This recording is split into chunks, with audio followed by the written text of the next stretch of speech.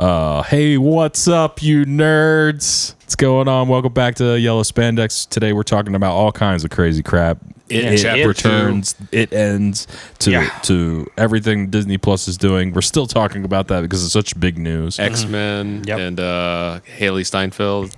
Well, Haley's going to show us. Kate Bishop in the new Hawkeye show. Lots of stuff. Kate Bishop, that's right.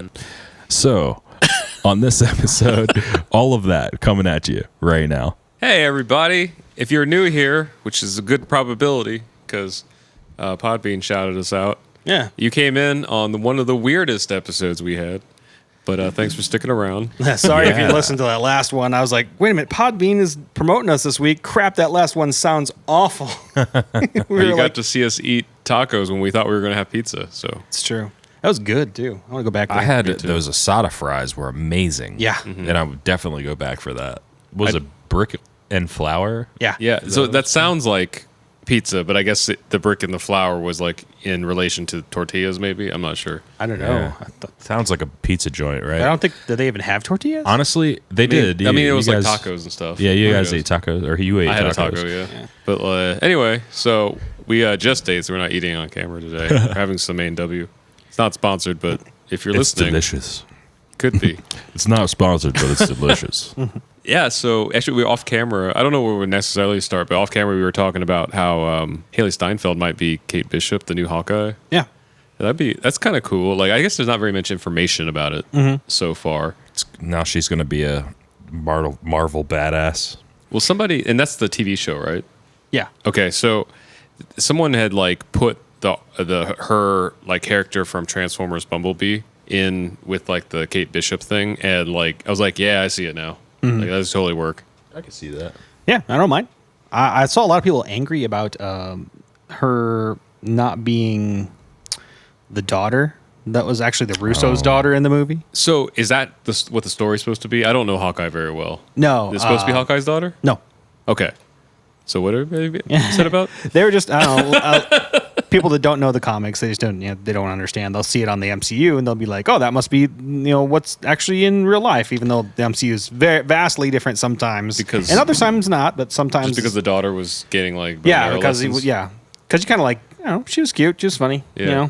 She could still be part of it. Yeah. We don't know. I don't know. Who knows? There's a whole like they're introducing two things called What If and Multiverse of Madness. Right. Literally anything's going to be possible. Yeah. I don't know if I'm liking this, like living in a world where the series of movies we saw from Marvel will never happen again, or at least for a while. Yeah, I don't think we're going to have another large arc. I mean, it looks like it's just going to be, at least for the next couple years, it's just going to be small movies. I don't even think there's going to be an arc in between them. It's going to be hard to tell what's canon and what's not anymore. Well, it's all going to be canon, right? For the movies. The movies are always canon with each other. Yeah. All the MCU movies are. Well, not if Hawkeye's daughter is someone else next time. But it's not. Well, it's not. She's not supposed to be. Kate Bishop is not Hawkeye's daughter. I was trying to continue a joke. You guys took it seriously. Sorry. I don't know if we showed it last time, but there's like little glimpses of the What If series. Like Agent Carter is Captain. Have you seen any of the pictures of that? Yeah, like she was in the Captain Jack stuff. And then, why can't I remember? Steve. Like he's in a mech suit, right? And he's like riding on top of like. Oh, weird! I didn't see that. It was interesting. It just creates a whole different world. Like Steve still ends up being a hero because that's his spirit. Yeah, he's got to do something. Yeah. And what else was there? I guess that was really only like Marvel stuff that's kind of since D23. There's a lot of Mortal Kombat movie news, and I know we talk about that every time here. I'm not going to bore you with it because I don't know any of these other names either. So, sure, it might kind of be, it might be cool. I'm looking forward to it, but also like going to be cautiously optimistic because who knows? But right now, it just seems like a whole lot of people that I either don't know or recognize maybe from one thing or like a Black Mirror episode. And that's about it. So they're putting something together over in Australia. Also, if you live in Australia and you're a cosplayer, this is a really good time to audition to be an extra because they're holding like auditions over there. And people of all types are like, because they just need a bunch of weird people in the background when all this stuff is happening. They just need people. Yeah. Get your grandma. Yeah. Well, no, they need like they need people that would be trying to fight in the competition. So they just need a bunch of interesting looking people, just like, filling up the background. Could also be a grandma. Yeah, I mean, maybe she'd die first, but yeah, like unless she was like a Shaolin master. Exactly. James Gunn was talking about the soundtrack for Suicide Squad and other things that he's had. Like, and I just wanted to say I put that in the thing because I love the fact that he's bringing back like soundtracks. To movies, like Guardians of the Galaxy. Yeah, I have the Guardians of the Galaxy soundtracks on vinyl just for fun. I got the first one on cassette. Yeah, just because so it's the cassette. It was on Record Store Day. They had a special. Yeah.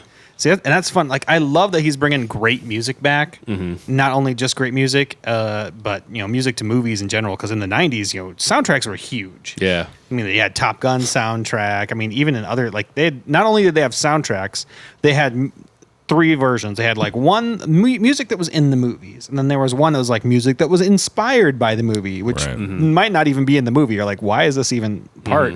And then the third one's like, oh, this is the theatrical score. And so like they could probably make a ton of money off of that, but nobody listens to that or buys that stuff nowadays. I remember the first Tomb Raider movie. Well, it was either the first or the second one. I can't remember. That had the remix of Get Your Freak On by Missy Elliott with Nelly Furtado. It was almost as big as the original Get Your Freak On. Yeah. But I remember that soundtrack was like, it was one of those that was half and half. It was like, there might only been 4 songs in the movie, and then they filled out the rest of the soundtrack with like inspired by. But those used to be called like music from and inspired by Tomb Raider or whatever. I remember having an argument about that with a friend. So like, there was a friend I used to tour with, and we had a horrible falling out. But before this, like his wife was even worse. And we were working with someone who wrote novels, and she chose his song to like be the theme song to her novel, And so the PR went and rolled out, and it was like inspired by blah, blah, blah book series, And this dude's wife just could not be happy for anybody. He was just like, he wrote that song for me, not for that book. And like went on like a tirade on social media, like discounting any PR that was being done. He's like, this is not part of that book. I'm like, do you not understand what it's inspired by? Like, it fits the theme. Like the author people liked it. Didn't you get money for this? Just shut up. Yeah.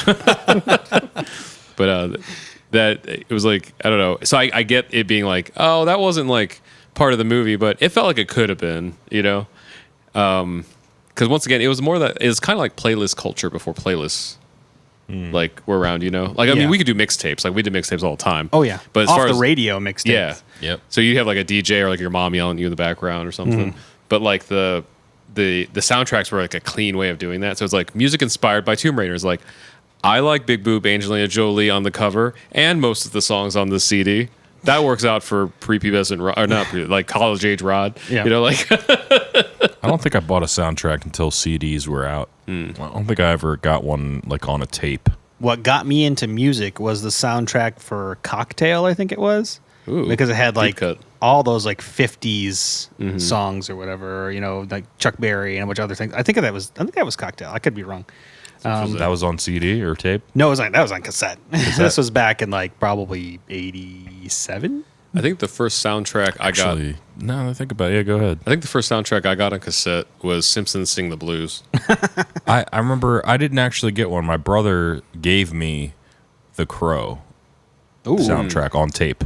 That'd be good one. Metal and everything else. Dark, deep guitar tone.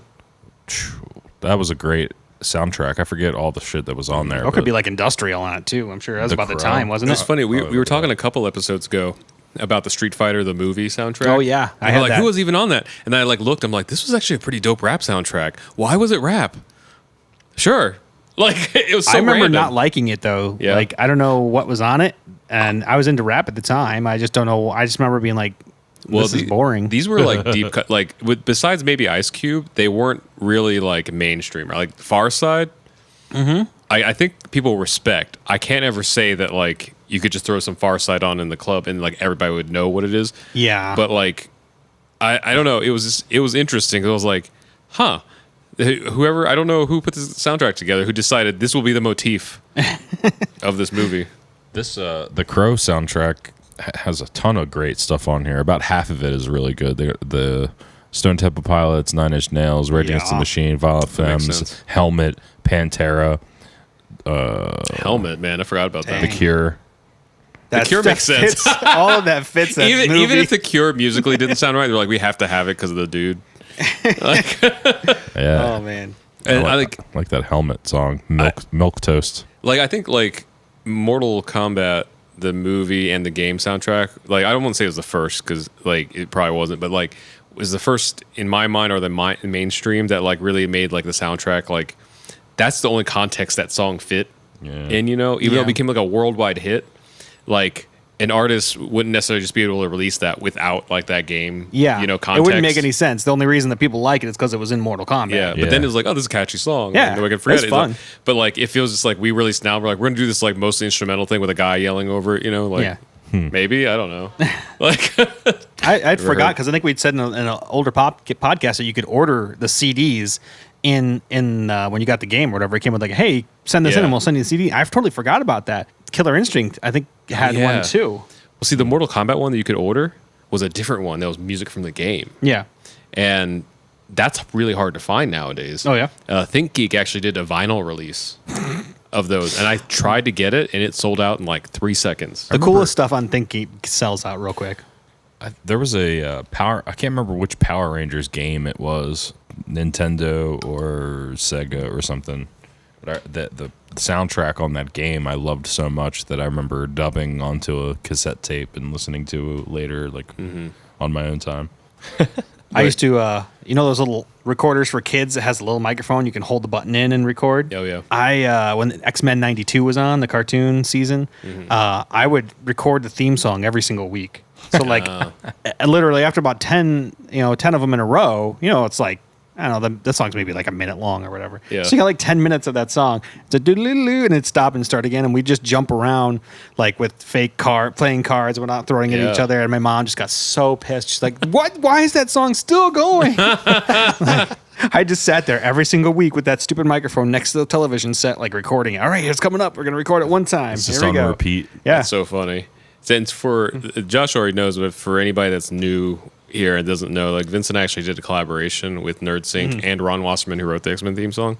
And you can go watch our video on NerdSync and on our channel. I'll plug it in both the audio because we do the podcast audio stuff if you're new this week, and we also have like a video version on YouTube so you can see our fun faces. I'll put the link in both of that where you can go see their video. It's really great. I loved it. And he tells a story there about like how little he had to make that song. So like if you're not a musician, you might not be able to pick up that like that's not a real guitar on that song. It's like a synth guitar. Actually all the instruments are piano. Synthetic. Like it was all like a keyboard MIDI thing. And so on our channel we have like the full interview with him that's not cut up into the NerdSync video. You can see on there he talks about like all the equipment that he didn't have that he actually sabotaged some stuff, like he poured coke into a board to try to get new stuff. But when he was actually doing the X-Men theme song, he had very little to work with. He made it happen anyway. And then because at the time they didn't know how big the show and the song was going to be, all the masters are gone. Like all they have are like archival stuff. They don't have original sessions or anything. They just had to record over it for the next project. And I remember stories like, because obviously you're not just the only, like all of us like who grew up with that show, like whether we danced around to it or like we remember it to this day or both, or whatever, it affected us heavily. And it's probably one of the most influential like pieces of pop culture music. And Ron didn't have any excuses doing it. He didn't even get credit for it. Yeah. Like Haim Saban, who made the show, fake name Shuki Levy took credit for the song, which was part of the contract. So it wasn't like that shady, but like he just did it. He made great music and it affected like a generation or more to come. And like, so I think of that, like if you're watching and you're like a writer or a musician or an artist, whatever, just fucking do it. Like, don't make up all the reasons you can't do something because whatever you don't have, like Ron did it with like a keyboard, some MIDI, and some outdated equipment, and they made one of the most classic theme songs ever. It's still fun to this day. Like I listen to it and be like, dang, that sounds really good. It gets me pumped still whenever I hear that song. Ron also did, so this is actually funny, on our last live stream on the RKVC channel, we were like 90s one-hit wonders, and someone was like, oh, the X-Men theme song. I was like, actually, Ron also wrote the Power Rangers theme song. Same story though, very little equipment, and he sang the demo, and he was like off pitch for a lot of it. And if you go back and actually listen to it now, you'll hear it. But like when we were growing up, you associate with so many good things you're not really paying attention to that. There's a lot of stuff though, even in the 90s when pitch correction like today, because I work in the music industry, pitch correction is so easy, or at least for decent singers. In the 90s, even there's stuff that like just makes me cringe. Like I'll listen to stuff that played on the radio, and you're like, ooh, how did that get past anybody? There's just that weird feeling of, you know, being a kid listening to the Power Rangers theme song, hearing the vocals and the lyrics, and then, you know, the show comes on, having that like distinct memory of the song, and then meeting Ron and him telling us the story. That was like I was like, whoa. Yeah, and he's a cool dude. You'll see all this stuff in the video. That was weird. It's fun. You should really watch it. I'm going to try to keep it as general as I can because people know who we hang out with, and I don't want to like call out someone. Why don't you just at me? Huh? Yeah, I don't want to call out someone directly, but the situation was hilarious to me. So, as most people know, on my birthday, like we laid low. Like I just wanted to like go out and drink. We saw The Matrix, which is we can talk about that a little bit. Yeah. That still stands up. Holy moly! Yeah. We saw The Matrix in theaters. That was cool. But then like late, we ended up at one of my favorite like little bars in LA and hung out with some people that we kind of bumped into that were friends. And then, so we'll just call it this way. There's one person that like is up and coming, but I wouldn't say like is like a household name, like just somebody that's like working their way towards like more stuff. Then there's someone else who you might not know them, but they have done a significant amount of stuff in Hollywood, like big projects. You would know all of the projects they worked on. And talking to the friend that's like the success story, the latter one, and it was like, yeah, man, we're just like working hard. There's a couple projects we can't really talk about right now, but we're just pushing through. And then he was like, that's how you do it. You work hard, and that's the thing that makes the difference. You know, it's an assumption that you have the talent, but you got to work hard, and that's what makes you stand out. Then our other friend, who's still like not quite there, was like, he's like, that's a bunch of bullshit. Like, it's like if that were the case, then these friends of mine that are working hard, like they would be making it and stuff. Like that's completely bullshit. And I was like, okay, well, nobody's listening to you anymore because this other guy's like way more successful than you. And also like this person that was like successful was like, but he didn't say if they had talent, you know. But also that might not even be it. Maybe they do have talent. They're working hard. They're just not there yet, you know? Yeah. Like, it was funny because I'd heard this from this one particular friend so many times. He's like, background noise now, you know? Like, working hard isn't the key. And like, what? That's literally what they said. They're like, working hard makes no difference at all. I was like, okay. So you're going to be a lazy ass and just not... Their thing is like, it's completely accidental. Like, it's all luck. Any success is luck. That's the thing we hear from them all the time. Meanwhile, we have this person over here who's won like several awards, worked on a lot of gigantic projects that I'm almost... If you live in America, you'd know... And he was like, no, man, working hard, that's how you get it and stuff. I was like, I don't really know who I'm going to listen to here. Yeah. You know, like, what do you think? I'd say maybe like giant, quick success might have a little bit of luck in it, like, or probably maybe even a large amount of luck in it. But if you're not up to that par, whatever magical moment that you run into that propels you, if you're not good at that point, or at least decent at that point, there's no way that thing's going to take you off. They're going to be like, oh, look at that crap. No thanks, I'm not stepping in it. It's a good assumption. That's actually some professors of ours in college, Mike and Ani Johnson. So like Ani, she was teaching music business at the time we were there. She was like, it's one thing to get your big break. It's a whole other thing to be ready for it. So she's like, you just need to be ready as early as possible. And you just got to stay ready so you don't have to get ready. Yeah. Because that moment, like, could happen at any time, you know? So I don't know. Like, I don't know if we got this tangent, but like, if you needed a kick in the butt and you're working on something creative, just do it. Well, I mean, you could steer it back. I mean, was it James Gunn was working on like what Scooby-Doo and whatnot at the beginning of it, you know? Or there's even Josh Trank who did that awful Fantastic Four movie, but the thing is, he got that because he had worked really hard and done a bunch of like smaller like videos that came out, and he just worked hard. I can't remember the name of the director, but I think he only did a few things before that Spider-Man movie. So I mean, you're working hard, you do well, like. I think the MCU Spider-Man movies, I think they said he'd only done like 2 other movies or something like that. That's crazy. They just saw, like, they were like, that's all there. Like, they're, Yeah. It's nuts. But, actually, the MCU's been pretty good at that. Like, even like Taika Waititi. Yeah. Like, same thing. He's not necessarily a new director. No. But Ragnarok had been the biggest film he'd worked on at that point. For Like, sure, I think. Because I think he was an indie filmmaker before then. Yeah. But, like, he's just good at what he did, Like, he showed up.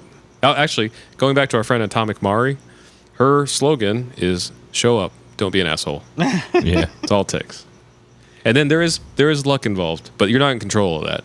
you are in control of either showing up or being an asshole. So you can like control what you can, you know, like you're helping your luck by doing those two things. Showing up and not being an asshole. What's the millennial serenity prayer? It's like, God grant me coffee for the things I can change and wine for the things I can't. So back to comics. We had this week, I think. Have you guys ever seen Tank Girl? Yeah. No. There's this movie, and I think you'd love it. Okay. It's from 1995. It's actually based on a comic, but it's called Tank Girl, and it is awesome and it's hilarious. And it's definitely a 90s movie. But I love 90s action movies. Yeah. Though, so it's fun. I can't remember her name. Yeah. I think she was in not Biodome, but another one of those other movies. I think In the Army Now with Pauly Shore or whatever. She's in a bunch of stuff in the 90s. But anyway, she's hilarious. The movie was hilarious. They're actually redoing that with Margot Robbie. Oh, wow. Oh, that's going to be cool. I love Margot Robbie. I do. It just, at the same time, I know that everything nowadays is kind of being redone just because if you have something older or whether it's a comic book or whatever else, they're redoing it because it already has a built-in fan base. And it makes me sad because I'm like, you should just watch that movie from 1995. It's still great. It's still funny. Lori Petty. I don't know who that is. The girl's name. I think if you saw her, you'd know who she was. Speaking of Margot Robbie, though, we saw a little teaser for Birds of Prey. Like, it looks like they were like, let's take Suicide Squad, but the best part. it was Harley Quinn, Margot Robbie's Harley Quinn. And like, I guess, was it Poison Ivy that's also going to be in there or something? I don't know yet. I haven't seen this. This is a preview? What is this? So Birds of Prey is like Harley Quinn and like female villains. And we went to see It, Chapter 2. Which I was going to talk about that this week. Oh, really? Yeah, I haven't seen it. I wanted to. Cool. So I guess we'll talk about it next week. It's fine. I'm not going to watch it because it's too scary. Oh, gotcha. Okay, so here's a little tidbit. If you're going to go see It Chapter 2, a couple things you should know. A, no liquids, because it's like 3 hours long. Dang. I think it's either almost as long as Endgame or like not very far. Like it's pretty long. Like it could have easily been a 3-part movie instead of a 2-part, and I guess they were just like wrapping it up right now, you know. But right before that, they showed like a teaser that looked like it was funny. It definitely set the tone for what Birds of Prey was going to probably be like. It started off looking like the beginning of It Chapter 2, like the Warner Brothers logo, the balloons, and then you see this baseball bat pop one of the balloons. It's Harley Quinn. She's like, I hate clowns. Oh gosh. And I was like, this is going to be good. And then it goes into like just like really fast vignettes of like the movie, so I couldn't even say who I saw. Yeah. And then we're just gonna think Birds of Prey, like, damn, it's gonna be cool. It looked cool. But I just thought it was funny. They were like, oh, here it starts, here it goes, and then she's like, hey, look. Yeah, 2 this hours is Lori and 50 Petty. minutes. Oh, I think she's actually from A League of Their Own, like the main girl. That's where I recognize her from. Yeah, she's in a bunch of stuff in the 90s. But Yeah. Then it actually, I'd never read the book. From what I heard though, stayed pretty close to the book, except for the cosmic turtle. But there were still like turtle references. Oh yeah, throughout. But like it opens up with. So I read some. I don't want to spoil it too much. I don't know. I think we should spoil it. I think if you're not if you want to watch this movie, you've already seen it, or you can pause it or skip. Well, also, I guess the story doesn't change that much from like the TV series and all those things you've seen. You know. So the thing that I saw some criticisms of was that it opened up with a gay couple getting beaten to death and murdered. Whoa. And people were like, oh, that was just inserted because of millennial things. Turns out that was the original opening to the novel. Like, that's how the book starts. And it's pretty gruesome, and it's really hard to watch. I saw, like, one film critic who, he and his husband said that they almost left in the beginning because it was, like, too much to take in. Because it was this couple that was, like, you know, Derry, Maine is, like, you know, typical like small town. Yeah. So this couple, they're not being like overtly gross or anything. They're just being a couple in like an affair, and I think they might like kiss briefly or something. And this group of teenagers is just not having it.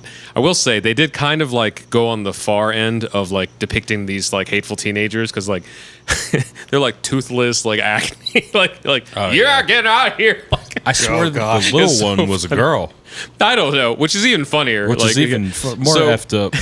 So anyway, this is really so that and like some other scenes that happen at the beginning of the movie, outside of the actual horror of Pennywise, are just dark, like topics of like domestic topics. There's like spousal beating and stuff. There's very graphic suicide. Like it just kind of gets into like the dark sides of like before the horror movie even starts.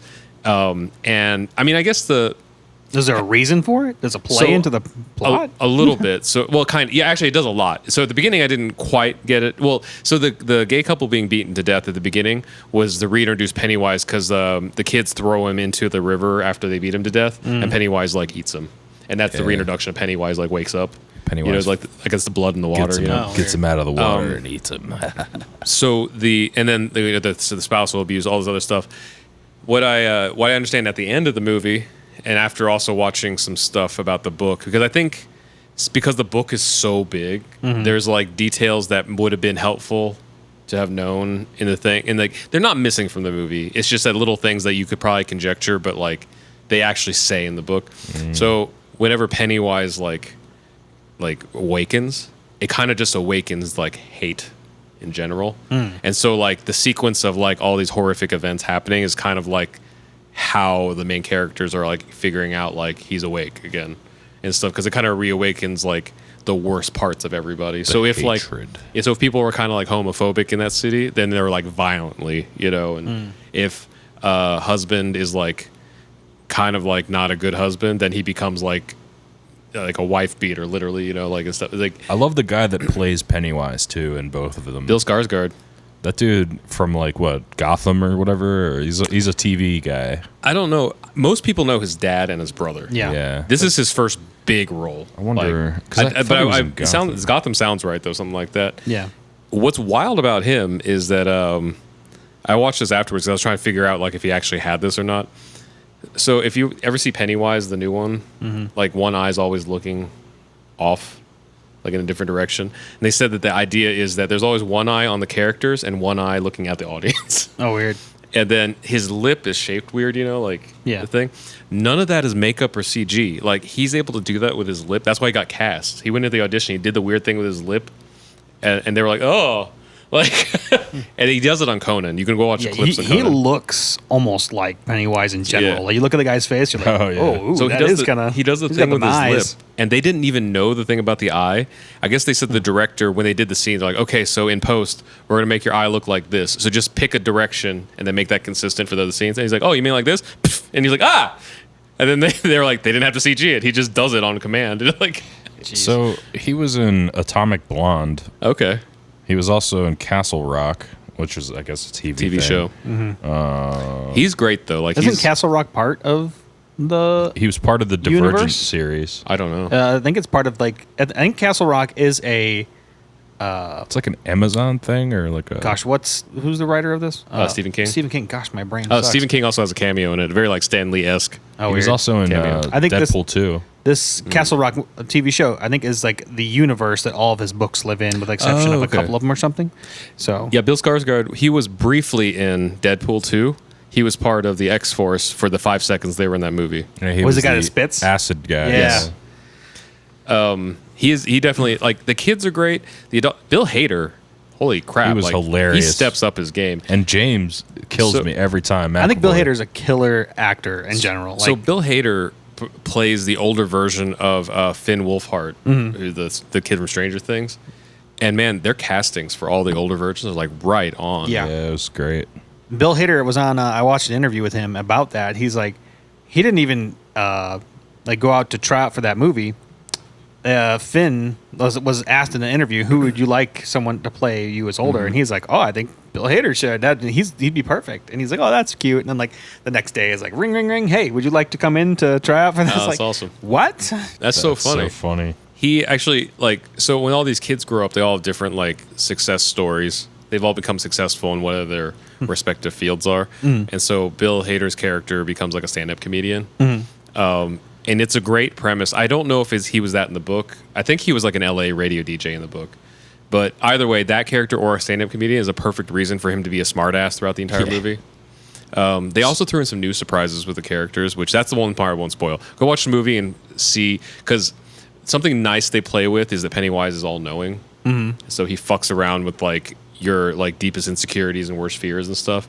And so everybody has something, and Bill's, I think, was one of the better, like the more surprising reveals and stuff. And most adults can figure out like halfway into the movie, but it was like an interesting thing to see like Pennywise kind of mess with them, because you're like, is that the problem? I don't know, like, you know, because something else that I didn't know until I saw a synopsis of the book was the reasons Pennywise messes around with everybody is because flesh tastes better when there's fear in it.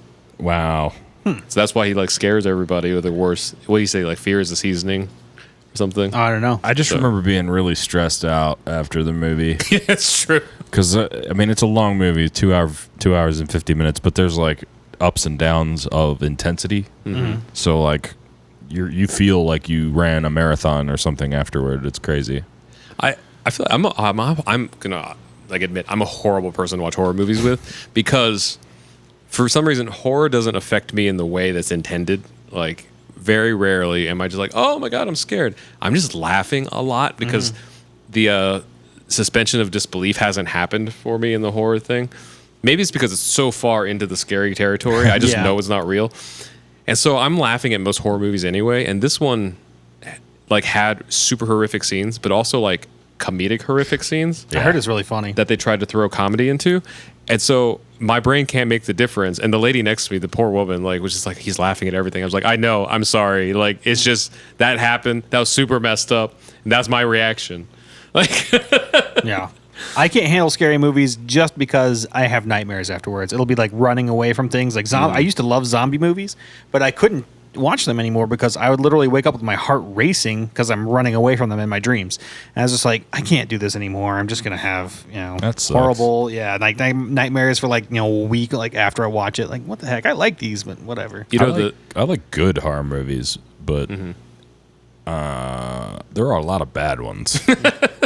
Yeah, I think that's probably the genre of awful movies in general. You know, the thing about this movie to me, and somebody who actually knows horror would probably be able to pick it apart differently, but like for me, instead of being like a psychological horror, because I think we're all used to like the Pennywise and Freddy Krueger's concept, exploring. So to an extent, most of us are somewhat immune to that idea.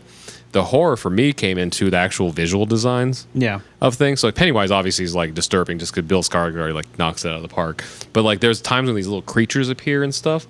No explanation of why they look the way they do. Like someone, the beginning scene at the Chinese restaurant, you'll see it when you see the movie. I can't even describe them to spoil, but someone like described them as like weird demonic Pokemon babies. And I was like, that's probably the best I can do right now. Like it's super horrifying, but I can't tell you exactly why. It's just the way they look and they sound and everything. Whoever did the creature design, it's like phenomenal. Yeah. Like that was the part that was scary to me. I was like, yeah, that thing crawled across the table. Like I'd be freaking out. Like there's just some weird looking things going on. I mean, all through the movie is just some weird crap. Like some of it was funny because of how weird it was, really. But horror movies, they'll take stuff that it's probably ingrained in us as human beings to look, because one of the things with us as humans, like we see faces in everything. Like our eyes and our brain just go, bloom, that's a face, no matter what it is. It could be something that someone colored on a wall, but so just the way that we think, we take information in, and if something's not walking the right way, that creeps you out. You're like, what is that? And so like horror movies play on that crap all the time. That's like kids stuff, like when they sing creepy songs and they do things that kids don't do. It's just that's one of the reasons like kids and old people are really creepy in horror movies. Yeah, this has both. I hate the kid thing. It freaks me out every time. Yeah, most people probably saw in the trailer. There's like an old lady. Yeah, that is clearly Pennywise. But the character doesn't know it. Jessica Chastain doesn't know it, and that wasn't just for the trailer. There's like a full 10 seconds. She just stares creepily at Jessica Chastain, like to the point where it's funny. Like other people start laughing. It's like I'm not the only one. What really sucked me into the movie the most, though, was the lore of Pennywise. Yeah, that's cool. I don't want to. Yeah, I won't spoil all that, but because I want you guys to pay for it. I want you guys to go see it, spend some money to watch it, because it was a good movie. It was really good. They did dive into I didn't know before.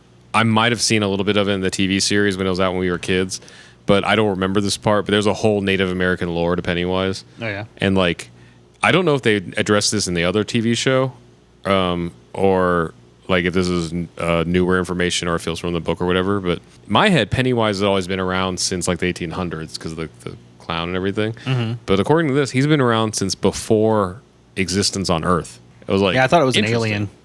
Yeah. Yes, that was the very thing. It was a meteor. And the reason he shows up as a clown, there's a reason for that too. Like the human, that's how we see it. Well, he killed the original Pennywise to take over his form, and the kind of like thinking is that he discovered that it's like the kids are the easiest to scare, and so he took something that kids trust to like lure them in, and then could scare them with or whatever.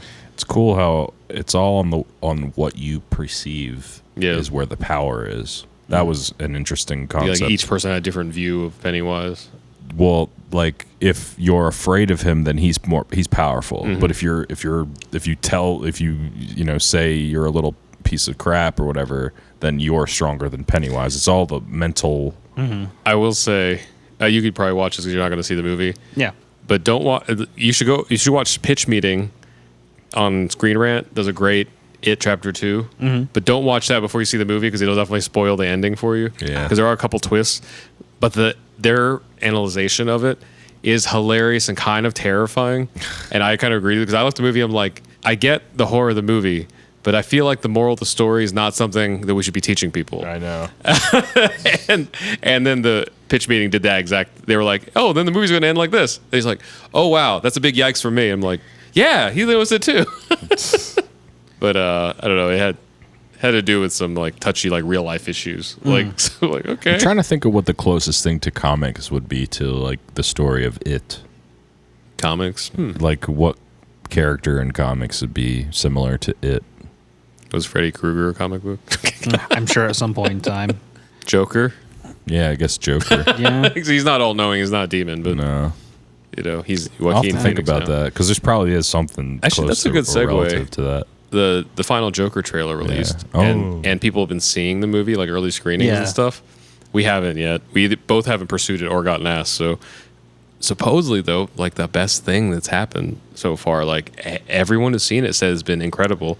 And the one continuous critique I see of it is that they're afraid that it makes bad people too relatable. Mm-hmm. Like, I don't know what the Joker exactly does in the movie, but they gave an example of like they don't want people to feel sympathetic for a rapist because their mother treated them badly or whatever. Yeah. And I was like, I get that. That's kind of a similar thing to what I thought about It, but at the same time, like, wow, that must be a really good movie if you feel sympathetic for that person. Yeah.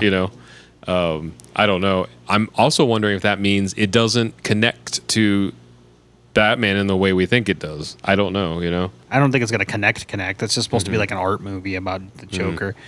I'm not a fan of any kind of I'm not a fan of like origin stories like that. Like, hey, let's lay this out for you perfectly for you. Like, it's definitely an art piece, and it's definitely like I feel like it's low lying fruit for DC to get some more money back in there because everybody knows the Joker. I will say, our friend Ruth Ann brought up a good point because Ruth Ann's been like had quite a couple of years, and not in a great way for the most part, and part of it's been like.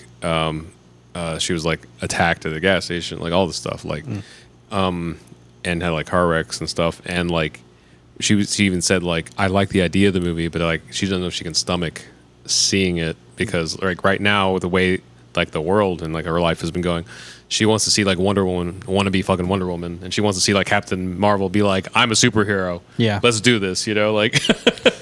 Yeah. And then the fight sequences, no doubt, like that's the movie we want to see now, She was like, when you were a kid, you're like, Superman, he's cool, but he's too happy. And now you have like 14 like dark Batmans. You're like, I just want to see some light.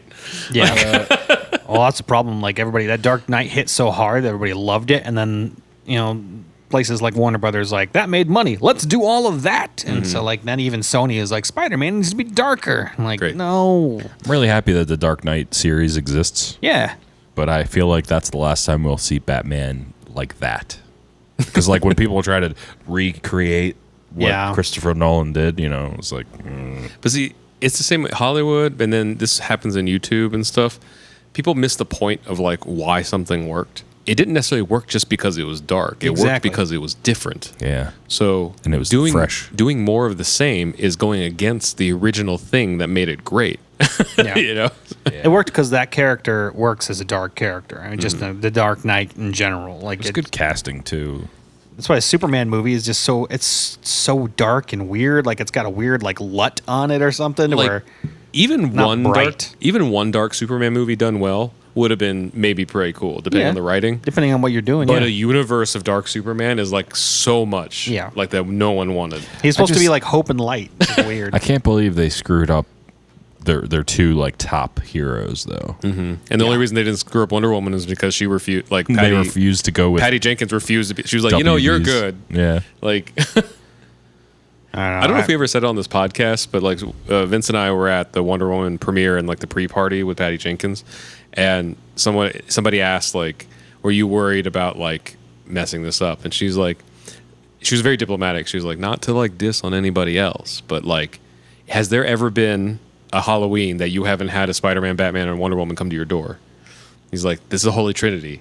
You can't mess it up unless you aggressively try to." Mm-hmm. And she's like, all I had to do was take a character that has 50 years of history and do that.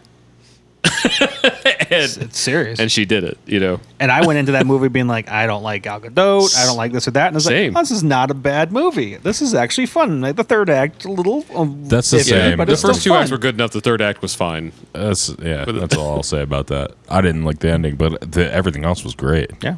I think that my thing was like, I mean, me personally, like at the No Man's Land scene, I was bawling, and I don't think I emotionally recovered by the time the movie was over. So I probably just like missed like the cheesiness of the whole third act. You know, I was just like, how she stood up, and then like the soldiers did that. I was like, I just wanted to smack that mustache off of what's his face. He does have a beautiful mustache. Adam, or whatever the hell his name was. I don't know. Yeah, the physics of that scene doesn't work as well. I think either Screen Rant or Honest Trailers did a whole breakdown like, this doesn't make sense. Yeah. I was like, oh well. We got a superhero that wants to be a superhero. That's cool. Gal Gadot. Like, does she fly or does she not fly? What's her powers again at this point? You know, even in Justice League, her scenes were amazing. Like hers were the best parts of it. Yeah. Honestly, I liked Superman in that movie too. There's that scene where Flash tries to get around him, and you see Superman's eyes. That was fun. In super speed, look at him. You should see some of the behind the scenes of that. You should see some of the behind the scenes of that Flash stuff. Like, it's hilarious the goofy way he's running. Like, I don't know if he's trying to do this. I'm like, what on earth are you doing? Like, he was a stringy looking guy. That's something that made Justice League worse, was that there was these glimpses of hope that they could like there was a scene where the Flash is like, I can't do it. Like, he's a kid. You know, he's never been a superhero before, and he's working with these like literally like a god veterans, you know, and like two big time superheroes, you know, and what Batman looks at him, he's like, save one person. I was like, that was a really cool moment. Like a very like heartfelt, cool moment. He does it, and then he gets addicted to it. You kind of see it keep going and stuff. And I was like, whoever wrote that scene, either they need to write the whole movie, or if that person also wrote the rest of the movie, needs to like tap into whatever they were smoking at that point, like to do the rest of the movie like that. Yeah. I almost want them to just continue finishing their universe, like even if it's gonna suck hardcore, just to see it fleshed out. I mean, I think now it's just gonna be like Aquaman and Wonder Woman in vaguely relative universes, you know. Yeah. I just wanted to see Darkseid. You didn't get to see him. I mean, you got some weird that CGI, man. Oof.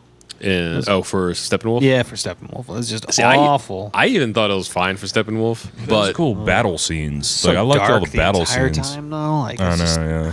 And then Aquaman didn't go to Atlantis. Or did, and then did. Protect the mother box. That was a cool scene with Batman, though, on the roof with that other cop or whatever. No, it was like he wasn't a cop. Commissioner Gordon? No, it was Batman and I guess like a thief. Yeah, it was a thief. Yeah. And one of those bug things flies up, and Batman shoots like an electric net at it or whatever to get it to stick to the wall, and it ends up like incinerating itself or like combusting from the inside. Yeah, those are parademons. They're actually depending on what part, you know, what canon you're reading, they're actually people that they have conquered and kind of turned into those nasty things. Ooh, it's like Dormammu. Yeah, was it like the nothing? What are those people called? Like when Dormammu took in, they look like, and they had the blank faces. Oh yeah, I forget what those are called. Like that, or the speechless, or So it was like some word like that. Mild transition. So speaking of like dark movies and stuff, I mentioned earlier, like we saw The Matrix in theaters, and not only does the story hold up, but like visually, there's some grainy scenes because it's like film or whatever. But all those scenes with like the green and black like computer screens and like you sucking you through and stuff, man, like top notch. John Gaeta and all other like CG and visual effects people, that holds up. Yeah. Like, well, there wasn't that much CG comparative to the other movies. A lot of that was practical. I mean, that's when you got bullet time. That's practical. Yeah. But see, the crazy thing about bullet time was like the environment, like in the subway and in the Trinity room and stuff. The entire environment was CG, and I knew that like a few years after The Matrix came out, but like I didn't know it when I saw it. I definitely didn't notice it then. And then when we saw it in theaters, I was like looking for it. I was like, I'm gonna see like the Doom background, you know, like the Wolfenstein background stuff. I can't see it. Maybe if I froze a frame and like looked at it, but man, like they did a great job. I mean, that's the sense where like the darkness kind of like helped the whole ambiance of things and stuff. But everything from like Hugo Weaving is like the corniest, but it like fits in the story because he's a computer program.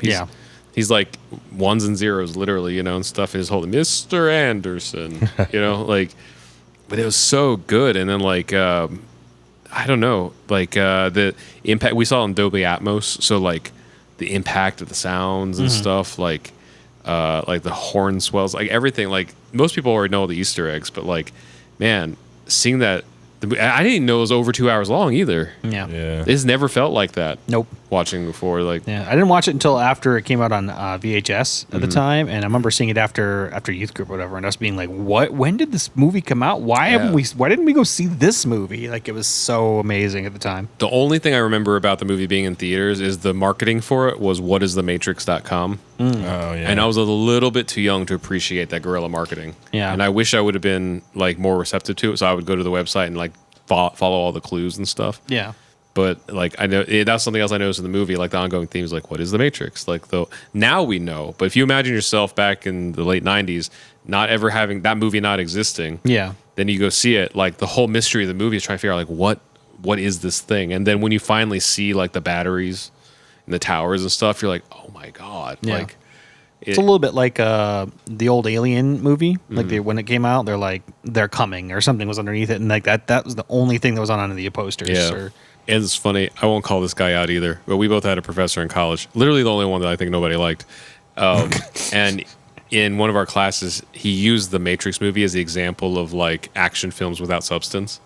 What? And I remember by the time we graduated, I was in another class with him, and he was like, he mentioned that he was like, and back at that time, I used this example, which on hindsight was a bad example. I'm like, yeah, it's like you didn't even watch the movie.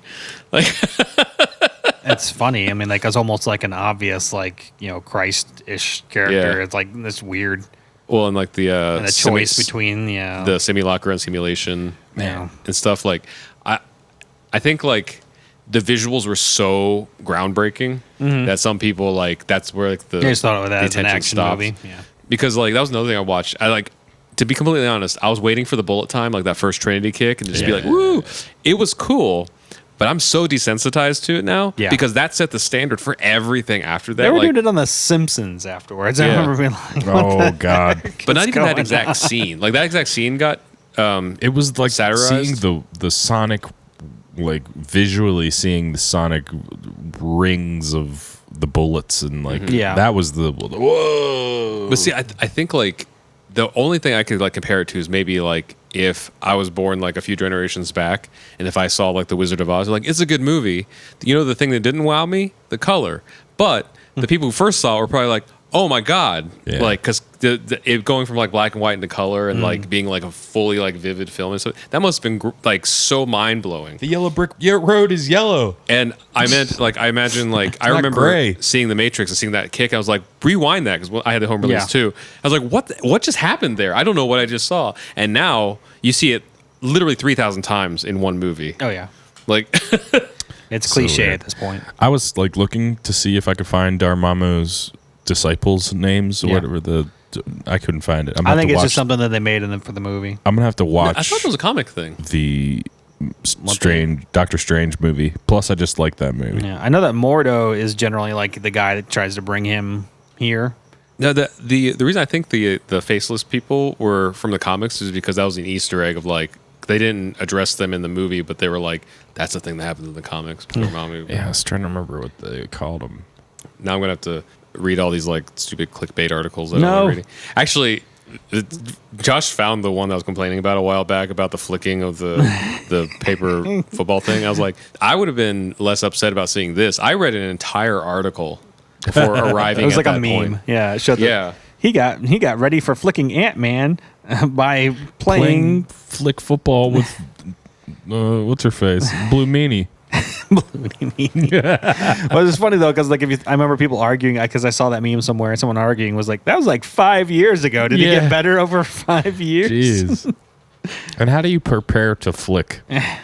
Anyway, He's just that good. all right, Iron Flick Man. me. I heard Iron Man's also going to be in this like Disney Plus stuff.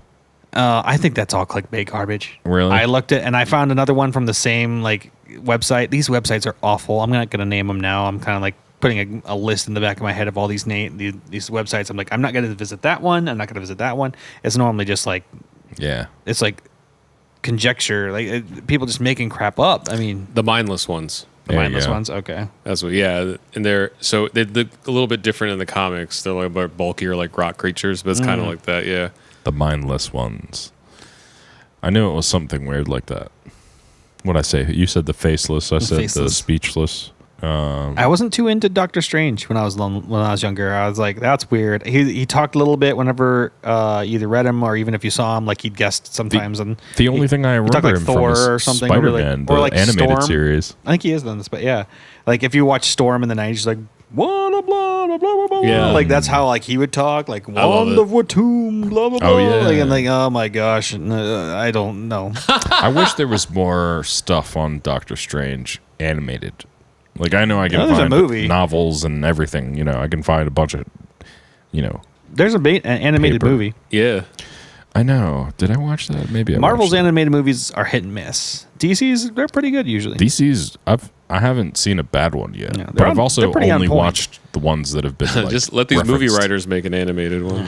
I'm telling you, y'all. DC, I don't like New Frontier. Like I didn't like that one very much. But Is it true that this, like beginning of this, we were talking about Haley Steinfeld being Hawkeye in the TV thing. Is she supposed to be like the start of the new Avengers? I think this can be the introduction of the Young Avengers. That sounds the most likely thing. I don't think that they're gonna do a movie with that though. I feel like it's just It seems like a very unknown like, to- TV worthy. TV. But who knows? Movies. If it's supposedly Disney Plus is going to be treating these Marvel shows like their Hollywood counterparts. It's got to be a lot of money putting into it. I mean, I was reading the other day that the creator of Ms. Marvel, like the younger Kamala, because they're making a Ms. Marvel show, he was worried. He's like, I don't think that you could, unless you poured a lot of money into it, I don't think you could do it justice. Because she's like a Mr. Fantastic kind of stretchy character, and you're going to put that into a TV show. She's going to do a lot of that. And she's Hispanic? No, she's Muslim. Yeah. Muslim? Yeah. Because Middle she's Eastern. always depicted with I like a can't remember. darker skin tone. So I think that this is like this is also where they're experimenting with a little bit more like diverse things. Like Haley Steinfeld's like Filipino, or at least partially Filipino, and like Ms. Marvel's like Muslim and stuff. Like it's gonna be a cool space to like kind of test things out and be like, okay, people, if you want to see this, come out for it. I don't know. At least I think the first round is gonna be wild. Yeah. Like I think they got Disney money. They're gonna throw money at it. After that, They also have to hook maybe. everybody this first round. Maybe they'll spend a lot of money, like Amazon money on stuff just to get it to kick it see, off. that's what's crazy. You think about like Netflix, even with Stranger Things, like the second and third season, like those are full fledged like Hollywood budgets, and that's Netflix. And Disney is like, they literally own everything except for Universal. They got like, I mean, they have a lot of money, but like that's a big undertaking. I mean, just doing this whole streaming thing, and I mean, it could go really well or it could go awful. I mean, it just depends. I still think it's gonna go pretty good I think so, because too. like that. Not only there's the Marvel stuff, but you think about like all the classic Disney, all the stuff that used to be in the vault, Yeah. like just being free, like not freely, but like available. Oh, the vault. Yeah. Honestly, like all the stuff that we've seen on Hulu and Netflix from Marvel has been cool to me. So I have high hopes. And that's for with Disney Netflix Plus. and Hulu budgets. Right. They didn't have a Disney budget, So Yeah. like Agents of S.H.I.E.L.D. was a good show to me. I like that show. If they can do anything close to Agents of S.H.I.E.L.D., I'm fine with it. Even like Runaways. I loved Runaways. Was great. Did you ever get to catch up on Runaways? I did not. I've actually never started Runaways. Because I don't know like if they're still going to try to make it in canon with MCU movies, but the last season of Runaways was a very clear tie to Doctor Strange. Like they were like, they are part of his world. Like I was like, wow, are we going to introduce this now? There's still a chance. They've kind of denounced the Netflix things, but they haven't done anything with. I don't know if they directly denounced it, but yeah, they kind of ignored it. I mean, they're just like, these aren't going to happen anymore. Also, he's going to be Blade now. Like, yeah, but that's happened a couple times where you got like someone that's kind of like a side character that kind of. You know what's bad? It's turned into a main character somewhere else. Jessica Jones come out with a new season. Yeah, we started it Yeah. and we never finished it. Because I don't even remember anything that Did I you watched. finish S.H.I.E.L.D. yet? No, it's just on Netflix now, and we haven't gotten back into it. Okay. Well, let me know when you finish it. We'll talk about that. Yeah, that's the only thing I actually want to watch is like the end of S.H.I.E.L.D. S.H.I.E.L.D. is something that I sometimes talk about, like, changing things from the comic world to like the movie world or television world, and how I don't like when they drastically change things. S.H.I.E.L.D. But S.H.I.E.L.D. is something that I like, and it's not that they drastically change people or characters; they add new ones. Yeah, and I think that's awesome. I mean, even that's where we got like X-23. It was from like a cartoon, like Xmen Evolution. Yeah. So it's nice that like they add all these new characters, and they actually come into a lot of these other shows. Even the cartoons, like they crossed over. They had like Fitz and everybody else in in the Avengers Assemble cartoons. I'm a fan of creating new mutants, new characters, new heroes, all that. Sometimes I feel like it gives the writers creativity to be like, hey, this group or this scene is missing someone that kind of might lighten the mood or do something, or is a smart person, and let's create somebody like that. Or you have somebody like I know we talked about Smallville last week with Chloe. I mean, she was one of my favorite characters in that entire show. Not the person in real life, but but like she's not canon and all. Like, and I think they actually started bringing her into comics later. So remember in Agents of S.H.I.E.L.D. that we met Lincoln. Yeah, and Lincoln is not. I don't think May is. May either, I don't think May is in the comics at all. I mean, to be honest, I think that when they brought in Coulson, even Mockingbird. Coulson wasn't in. He was in the movies. That was it. Now look how big of a part he played. He's in comics now. So see that I think like Agents of S.H.I.E.L.D. like that's one of those like good sandbox places to do that. Yeah, like maybe not as good like the X-Men. There's already 4,500 million characters there. So be like, just use them. Yeah, use them, and then also like make sure there's a reason you're going to introduce somebody new if you're gonna like. If you just want to start like introducing people, like a show like Agents of S.H.I.E.L.D., like say, I know S.H.I.E.L.'s not going to continue, but if it continued into like the X-Men era, that's the place to be like, hey, you got this guy that can do this. Do you like him? Okay, we're not going to talk about him. All right, you're going to do this. Okay, he's going to go to the movies, like. I kind of hope with the next season, they're like, okay, we were S.H.I.E.L.D., or we were that kind of like weird in between S.H.I.E.L.D. Now S.H.I.E.L.D. still exists because you got Fury and everybody else, but we're kind of like, we're going to end this portion. I would love to see Iceman come back. Iceman played such a big role in like the beginning of Marvel's X-Men. Oh, the X-Men?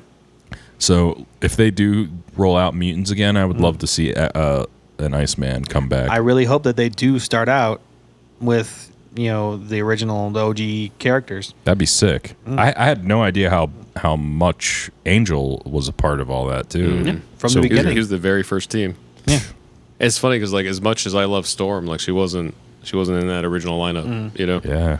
She was. Yeah, her and Wolverine and Colossus. That's and all. Warpath and all came out. I think Giant Size #1. They had actually. I think it'd been almost like 10 years that X-Men had just been like.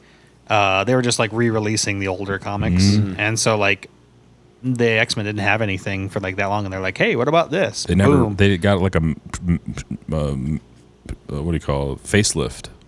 Yeah, almost things like a had changed, makeover. but like there was the new characters were on the front. Sorry, smack the mic. The new characters were on the front. New So you're like, "Oh, outfits. who's this?" Yeah, things are. I think the outfits were still a little close to the old stuff, but yeah, And at how least for many the originals. renditions of the outfits too? Like we have all kinds of years of different costumes. Yeah. Wolverine went through plenty.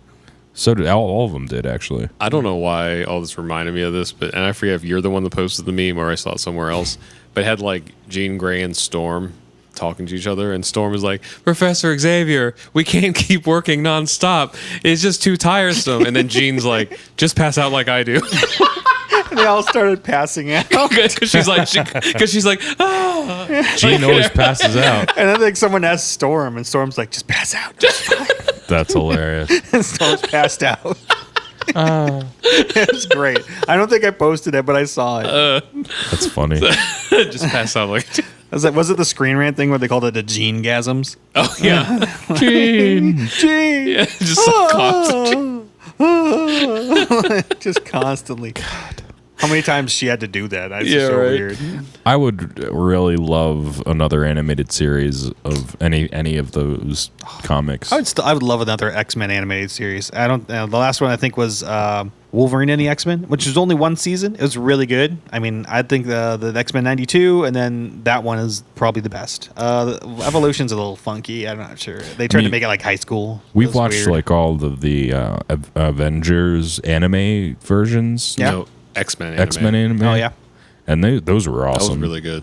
It's really Like- slow going. American audiences wouldn't like it. No, it's it's a Eastern audience for sure. But Because it delves into like psychological issues between characters and stuff like that. You know, it's basically what Ang Lee did with Hulk. yeah, but that was the first time I got to see the nano suit that Tony wears. Yeah. Nemesis. Oh yeah, then or there was the whatever. Iron Man anime. Yeah. Yeah. That one that's very anime, like that movie, and you're like, Yeah, it's good, but it was weird. It was So all s- like bubbly and drippy and there was weird. a lot of things going on in that. Yeah, but it's just funny. Like I love when you see that line. They cross the line between comics into cartoon or cartoon into movies. I love that. Seeing it come to life. It's so awesome. Want to see more of it? Damn it! I want more X-Men. I'm so relishing this Marvel break right now because I love Marvel's cinematic universe. But then being like, no, another movie till May. I'm like, oh, thank It's so weird though. Like you Yeah. figure there's one coming out in like November or something, Yeah, because that's but- normally like Thor would come out in November. Or I think they're something. trying not to take the heat away from Disney Plus. Yeah, when's that start? November. December? Does it start in November? I think it's like I think like earlier, like sometime in November, which is funny. Everybody's doing that. That must be like a TV season thing because Apple. After the day of filming, Apple did their keynote this morning, and they're like, Apple TV Plus. I think Oh, that's gosh. correct. Is releasing November 1st. You know, I was just T-Mobile has thinking one. about that. As you were speaking, before you even had said that, I was like, you know what Disney should come out with is their own fucking Roku or like the Apple TV, except it's Disney whatever. Because like that's the only thing they don't have. I think they're decentralizing hardware though. Yeah. So like So it could just even this morning, Apple announced Apple TV won't be necessarily just a box anymore. So like it'll be on your phone, it'll be on your desktop. Like the new Mac OS update that is not going to work with any of our music software. Thank you. Well, one of the updates is like the Apple TV is built into the computer. Yeah. So I think they'll still Interesting. have the set-top boxes. Yeah. But I think they're understanding like people have PlayStations, they have Rokus and people Amazon aren't sticks and stuff. You know? Yeah, we're kind of going away from like the Chromecast sticks and boxes of both Apple and Roku to they're- more built into TV now. Yeah, but they're and still doing it, but they're laptops. just like not faithful to any one brand. So it'll just be an app.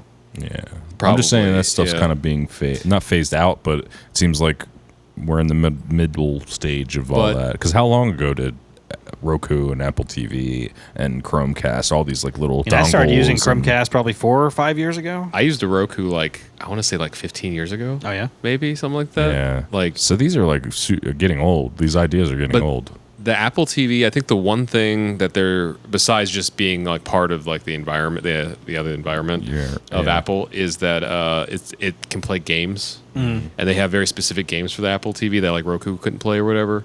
And so I think they'll like not rely on it, but they're like, here's the one like big advantage if you like these high def games like from Apple, and now they have like the subscription service for that too. You know.